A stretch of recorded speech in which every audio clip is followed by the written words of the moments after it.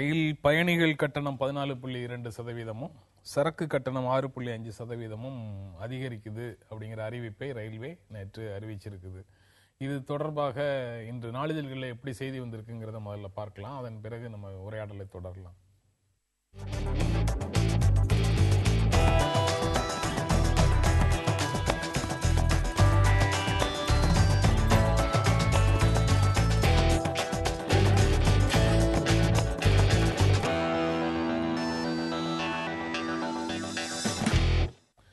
இது ஜூன் 25ஆம் தேதியிலிருந்து இது நடைமுறைக்கு வரும் அப்படின்னு சொல்லியிருக்காங்க. அந்த ஜூன் 25ங்கிற தேதியில இந்த அரசுகளுக்கு, அரசாங்கங்களுக்கு, அரசு எந்திரத்துக்கு என்னதான் அப்படி ஒரு ஈர்ப்போ தெரியல. 1975 ஜூன் 25 நெருக்கடி நிலை பிரகடனம், 2010 ஜூன் 25 மிக முக்கியமாக விலை உயர்வுக்கு காரணியாக இருக்கக்கூடிய டீகண்ட்ரோல் ஆஃப் பிரைசஸ் இன் பெட்ரோல் அதை நடைமுறைப்படுத்தியது ஐக்கிய முற்போக்கு கூட்டணி. ஜூன் 25 தான் மத்திய அரசினுடைய கட்டுப்பாடை முழுவதுமாக அரசு விலக்கி கொண்டது பெட்ரோல் விலை நிர்ணயிக்கிறதுல. இப்போ 2014 14.2% ரயில் கட்டண உயர்வை தேசிய ஜனநாயக கூட்டணி அரசு நடைமுறைப்படுத்துது. ஜூன் 25 வேற என்ன சிக்கல் இருக்குன்னு தெரியல. அது பொதுவாகவே இந்த அரசும் அந்த அரசினுடைய பொருளாதார கொள்கையை தான் அமுல்படுத்துகிறது என்பதற்கு இது மிகச்சிறந்த நல்ல உதாரணம். நீங்கள் ஜூன் 25 நெருக்கடி நிலை பற்றி சொன்னீங்க. அந்த ஜூன் 25 தான் பொருளாதார நெருக்கடி நிலையை இப்போ அமல்படுத்திட்டு இருக்கிறதா நான் கருதுகிறேன். ஏற்கனவே டீரெகுலேஷன் பெட்ரோ கெமிக்கல் ப்ராடக்ட் வந்தது மாதிரி இன்றைக்கு அதனுடைய தொடர்ச்சியாக இது வருது. அடிப்படையில் ஏன் இந்த கட்டண உயர்வு ஏன் தவிர்க்க முடியாதா என்பதெல்லாம் கேள்வியாக இருக்கிறது. காங்கிரசினுடைய தவறான பொருளாதார கொள்கை, அதை கடைபிடித்த மக்கள் விரோத கொள்கையினுடைய ஆதரவு வலை ஏற்பட்டு தான் பிஜேபி இன்றைக்கு ஆட்சிக்கு வந்திருக்கிறது. இப்போ அந்த அடிப்படையில் பார்க்குற போது காங்கிரஸ் கட்சியினுடைய அதே நடவடிக்கைகளை மேற்கொள்கிற ஒரு கட்சியாகத்தான் பாரதிய ஜனதாவும் இருக்க போகிறதா? அப்படித்தான் இருக்கிறது, கடந்த காலங்களில் இருந்தது என்பது எங்களுடைய குற்றச்சாட்டு. இப்போ விலை உயர்வுக்கு என்ன காரணம் சொல்கிறார்கள்? ரயில்வே ப்ராஜெக்ட் நிறையா கொண்டு போகணும். இப்போ ஒரு நாளைக்கு 900 கோடி ரூபாய் லாஸ் வருது பேசஞ்சர் பகுதியில். 8000 கோடி ரூபாய் மாதத்துக்கு நிறைய இது வருது, லாஸ் வருதுன்னு சொல்கிறாங்க. உண்மையில இந்த லாப நட்ட கணக்கே தவறு அடிப்படையில். ஏன்னா நீங்க சர்வதேச அளவுல உயர்ந்தாலும் நீங்க வாங்குகிற விலையும் இங்க விற்கிற விலையும் பல மடங்கு அதிகரிக்கிறது. அதுல 56% மத்திய அரசு வரி போடுகிறது, வாட் போடுகிறது, இன்னும் சொல்ல போனா ரோட் டாக்ஸ் போடப்படுகிறது. நீங்க டோல்கேட் வச்சு தனியா வசூல் பண்றது மட்டும் இல்ல, ஒவ்வொரு லிட்டர்லயும் 2 ரூபாய் ரோட் டாக்ஸ் வசூல் பண்ணிட்டு இருக்கிறோம். இப்படி நீங்க எடுத்து பார்த்தீங்கன்னா 60 ரூபாய் டீசல் என்று சொன்னால் ஏறத்தாழ 35 ரூபாய் வரியாக இருக்கிறது. அதையும் நம்ம உணர வேண்டும். அப்ப இதற்கு மாற்றை முன்வைக்காமல், இருக்கிற பிரச்சனைகளுக்கு தீர்வு அதை நோக்கி நாம் எடுத்து செல்லாமல், இது இருக்கிற முறையிலேயே நாம் சரியாக செய்ய முடியும் என்று நினைப்பதே தவறானது. இப்ப உலகத்துல ஒரே ஒரு எடுத்துக்காட்டு, லத்தீன் அமெரிக்க நாடுகள்ல வெனிசுலா, அங்க இதே மாதிரிதான் பிரச்சனை இருந்தது. அங்க சாவேஸ் ஆட்சிக்கு வந்த பிறகு 2008 ஒரு புதிய ஹைட்ரோ கார்பன் ஆக்ட் என்கிற ஆக்டே போட்டாரு, பெட்ரோலிய சட்டம். அந்த சட்டத்தின்படி தேசிய உடைமையாக்கினார் எல்லாத்தையும். இந்தியாவில் 25% உள்நாட்டில் உற்பத்தி ஆகுது, அதுக்கும் இந்த வரிகளை செலுத்துகிறோம்.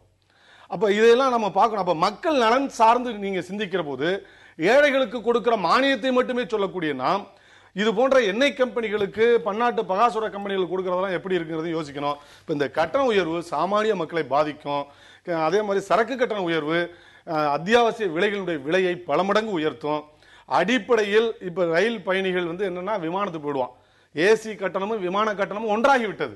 அப்ப விமான பயணம் கால விரயத்தை தடுப்பதற்கு விமான பயணத்துக்கு செல்வார்கள்.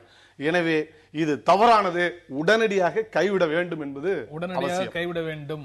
இந்த முடிவை திரும்ப பெற வேண்டும், அல்லது குறைந்தபட்சம் பெர்சன்டேஜாவது திரும்ப பெறணும் அப்படிங்கிற கோரிக்கைகள் வந்துகிட்டே இருக்கும். இது எதை காட்டுது? நீங்க மே 16 அப்போ போன அரசால நிறுத்தி வைக்கப்பட்ட ஒரு அதிக விலையேற்றத்தை இப்போது அறிவித்திருக்கிறோம் அப்படின்னு சொன்னா, அவங்க முதல்ல சொல்லும் போதெல்லாம் இரண்டும் ஒன்று, காங்கிரசும் பிஜேபியும் ஒன்று, அவங்களுடைய கொள்கைகள்ல மாறுபாடு எதுவும் இருக்காது அப்படின்னு அவங்க பிரச்சாரம் பண்ணும் போதெல்லாம் யாரும் கேட்கல. அது நம்பும்படியாகவும் இல்லை. உங்க மேல ரொம்ப நம்பிக்கையை வச்சு மக்கள் ஓட்டு போட்டாங்க. ஆனா இப்போ அதே அவர்கள் நிறுத்தி வைத்திருந்ததை இப்போது நாங்கள் செயல்படுத்துகிறோம்னு சொன்னா மக்கள் எப்படி நினைப்பாங்க? இல்லை, இப்போ இதில் நீங்கள் அடிப்படை விஷயங்களை சகோதரர் லெனின் உட்பட நேயர்கள் அனைவருக்கும் ஒரு விஷயம் தெளிவாக புரிஞ்சுக்கணும்.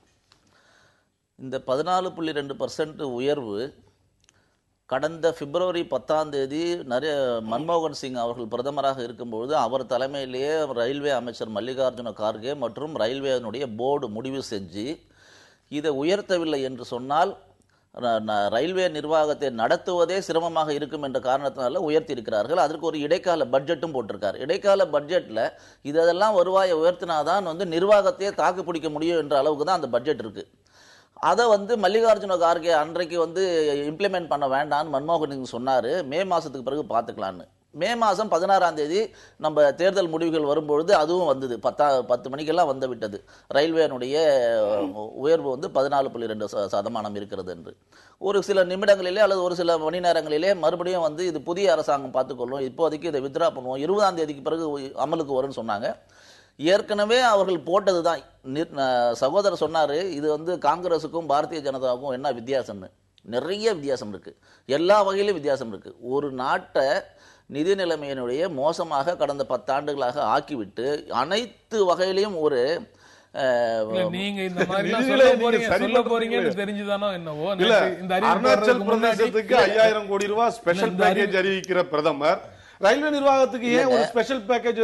பல கோடி பேர் பயணம் செய்யறாங்க. ஒரு விஷயம் புரிஞ்சுக்கோங்க, ரயில்வே நிர்வாகம் 9,000 கோடி ரூபாய் பயணிகள் போக்குவரத்திலையும் அதற்கு மேல கிட்டத்தட்ட 24,000 கோடி ரூபாய் ஒவ்வொரு ஆண்டும் இழப்பை சம்பாதித்துக் கொண்டிருக்கிறது. 2 விஷயம் இருக்கு.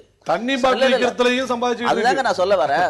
தண்ணி பாட்டில் 15 ரூபாய் சாதாரண பயணி பாட்டில் தான். இல்ல நான் என்ன சொல்றேன், மத்திய மாநில அரசே 10 ரூபாய்க்கு தான் விக்குது. பட்ஜெட் போடும்போது அது மாதிரி மல்லிகார்ஜுன கார்கே சொல்றாரு, அவங்க முழு லாபமாக 5,389 கோடி ரூபாய் அரசுக்கு ரயில்வே கொடுத்தது அப்படின்னு சொல்றாரு கடந்த ஆண்டு. அதுதாங்க நீங்க இந்த 24,000 கோடி லாபம் ஈட்டக்கூடிய துறையாகத்தான் ரயில்வே. இல்ல 24,000 கோடி மிகப்பெரிய நஷ்டம் ஈட்டுற துறையா இருந்தபோது லாலு பிரசாத் அவர் மீது என்ன லாலு பிரசாத் பண்ணாரு கேக்குறேன்.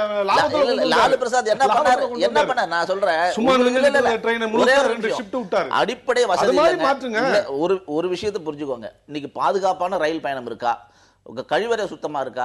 எவ்வளவு கட்டண உயர்வால அதெல்லாம் வந்துருமா? கண்டிப்பா வரும். எப்படி வரும்? நிர்வாக சீர்கேடு இல்லாம ரயில்வே நிலையங்களே மாத்தி அமைக்க வேண்டியது, எல்லாத்தையும் மாத்தறங்க. நீங்க எதுவுமே பண்ண முடியாது.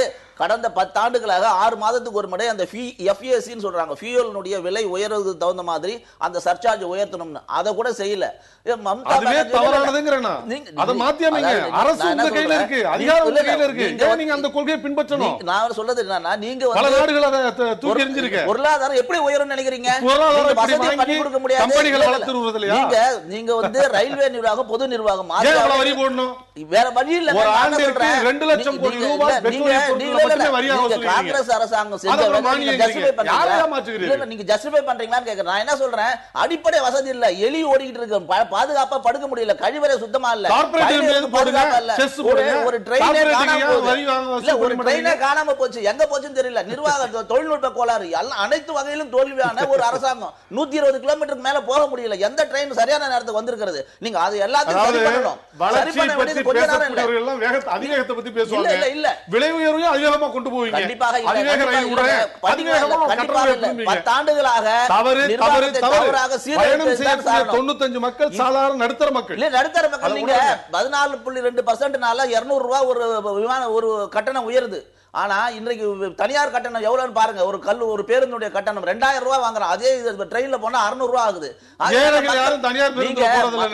இல்ல நான் என்ன சொல்றேன், ஆம்னி பஸ் கட்டணத்தை சொல்றீங்க. ஒரு விஷயம் ஏழைகள் யாரும் போறது இல்ல, ஓரளவுக்கு வசதியானவர்கள் தான் போறாங்க. மத்திய அரசாங்கம் ஏற்கனவே இருந்த அரசாங்கம் பெட்ரோல் விலை அவங்க ஒரு யுக்தி கடைபிடித்தாங்க. பெட்ரோல் விலை ஏத்திடுவாங்க, 2-3 நாளைக்கு தட்டுப்பாடு கொண்டு வந்துருவாங்க. அப்ப பெட்ரோல் விலை உயர்ந்தாலும் பரவாயில்ல, கிடைச்சா போதுன்ற மனநிலையில மக்கள் வர மாதிரி ஏற்படுத்தினாங்க. நாங்க என்ன சொல்றோம், உண்மையான வளர்ச்சி, உண்மையான இல்ல நான் ஒரே ஜெனரல் கம்பார்ட்மெண்டோட கட்டணத்தை நீங்க உயர்த்திருக்கீங்க. நான் என்ன சொல்றேன், ஒரு நிமிஷம் நான் உண்மையை சொல்லிடுறேன். நான் என்ன சொல்றேன், வளர்ச்சி முக்கியம். நம்ம அதிவேக புல்லட் ட்ரெயின் வேணும், நம்ம மத்த நாட்டோட போட்டி போடணும். உயிரை அடகு வச்சு வளர்ச்சி வேண்டாம். இதுல எந்த விதமான அடகு வைக்கிறது கிடையாதுங்க. அவங்க வந்து பணக்கார கம்பெனிகள் மீது வரி ஒரு ஆண்டுக்கு 1.5 லட்சம் கோடி ரூபாய் வரி சலுகை தர்றோம். ஒரு வருடத்திற்கு 1% பெற்று கட்டணத்தை உயர்த்தி இருந்தால் தரமான சேவை அளித்திருக்க முடியும். ஆனா இதுல மக்கள் வரி, மக்கள் மேல சுமை, மக்கள் மேல சுமை, மக்களை வந்து ரொம்ப வசதி குறைவான ஒரு பயணத்தை கொடுத்து, பாதுகாப்பு இல்லாத பயணத்தை கொடுத்து ட்ரெயினே காணாம போச்சு நம்ம ஊர்ல. அப்படி இருக்கிறது. விமானம் காணாம போகுது. அதுக்காக தரமான சேவை.